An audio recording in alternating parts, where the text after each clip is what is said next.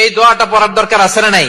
সকালবেলা যদি পড়েন 3 বার, সারাদিন তারা আপনার জন্য মাগফিরাতের দোয়া করবে। আর ওই দিন ইন্তেকাল করলে আল্লাহ তাআলা শহীদ হিসেবে আপনাকে কিয়ামতের দিন দাঁড় করাবে। আবার সন্ধ্যাবেলায় যদি পড়েন, সারা রাতের জন্য 70,000 ফেরেশতা মাগফিরাতের দোয়া করবে। ওই রাতে মারা গেলে শাহাদাতের মৃত্যু নসিব হয়ে যাবে।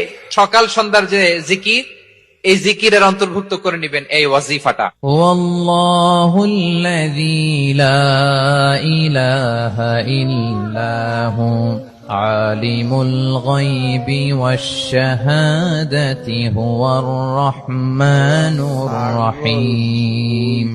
والله الذي لا إله إلا هو الملك القدوس السلام المؤمن المهيمن العزيز الجبار المتكبر سبحان الله عما يشركون هو الله الخالق البارئ المصور له الأسماء